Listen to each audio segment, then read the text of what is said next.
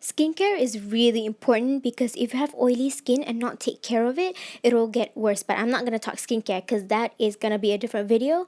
Okay, in order to make your makeup last longer, you need to start with a clean face. So cleanse the skin with a gentle cleanser, and then I exfoliated the face so that the skin will be nice and soft. And this will ensure that your foundation will glide easier and smoother. The last step is to moisturize. This is very important because for some skin type, if you don't moisturize the skin itself will overproduce oil and hope that it'll help moisturize the skin. So I have dry skin, so I used a moisturizing toner, a cream, and lastly a sunblock. Just remember three things: cleanse, exfoliate, and moisturize. Not only it ensures better makeup application, but it's very important for the health of your skin as well. Now you need to wait for all that to soak into the skin. I went downstairs to eat some kuih from my dad. Thank you, Papa.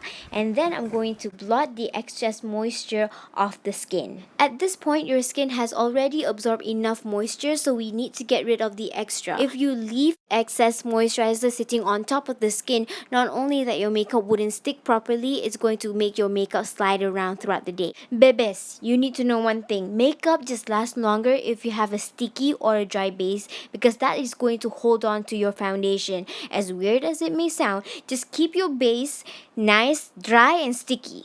This is a mattifying makeup base. I'm going to be applying this only on the areas that I get oily. There are other foundation primers out there that is going to address your concern like pores and dry flaky bits, which is nice because there are going to be some things that we're not happy about our skin. Makeup primers can definitely help attack those concerns. Some formulation is designed to make your foundation last so much longer, so I believe that a foundation primer is going to be a good addition to any makeup routine. But is it necessary? No, it's not. As long as your skin is nice and moisturized, it should make your makeup last throughout the day.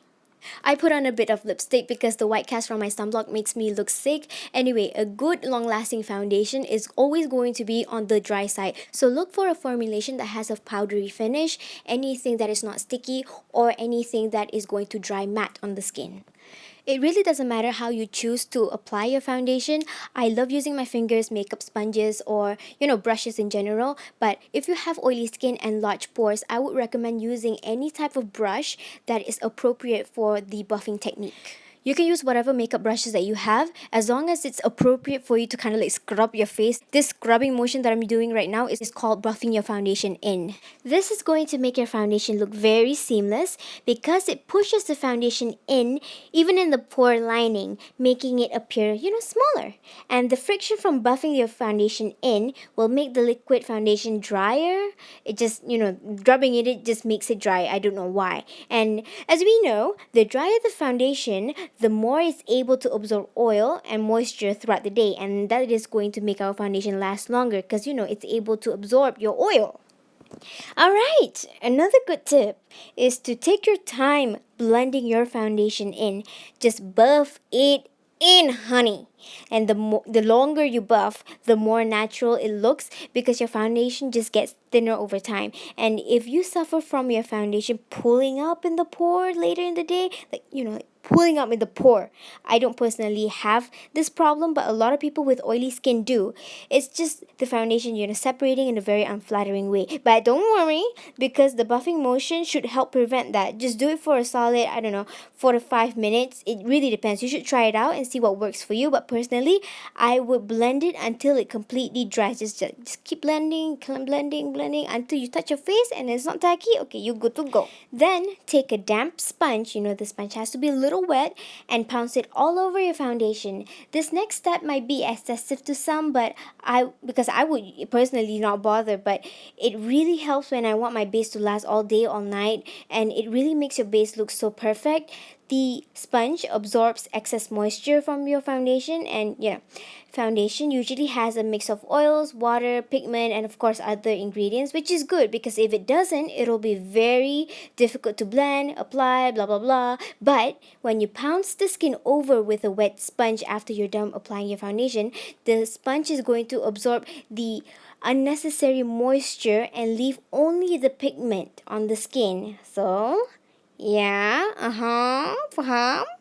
It'll make your foundation last longer. After foundation, we have to set the face with powder, and as you can see, I blotted my skin with a piece of tissue because if you have moisture and apply your powder right after, the powder will stick onto any sort of moisture and it'll make your base look really cakey and thick.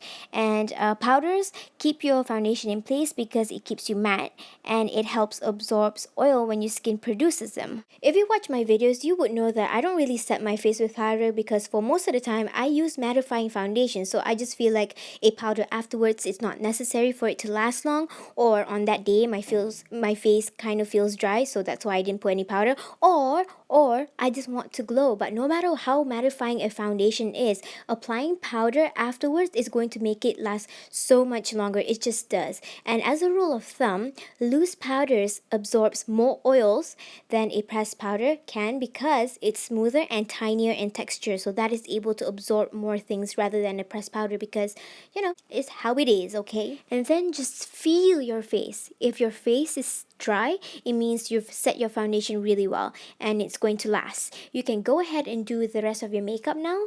And let me just say, this video was recorded in the morning, and in the evening I recorded a lip swatch video, which you can go ahead and check that out if you're interested. Link is in the description box below. And after 15 hours, as you can see, my face looks just a little shiny, but overall it still looks good. Ni, Icha Rostam tanya macam mana nak touch up makeup. Okay, you see the tissue? It has two pieces, right? Okay, pull it apart and ambil that sehelai piece of tissue tu and pedap je dekat muka. Tissue tu dia akan serap minyak, tak payah nak touch up bedak banyak-banyak kali. And foundation ni dia akan tahan lagi 2-3 jam. Okay, so I tahu I janji nak buat cara-cara nak touch up makeup, tapi masa I nak record tu I rasa macam kurang sesuai sebab I rasa instead of masa extra tu guna untuk touch up, lebih berbaloi kalau kita prepare muka kita betul-betul dengan skincare, dengan cara apply tu, sebab cara ni paling senang.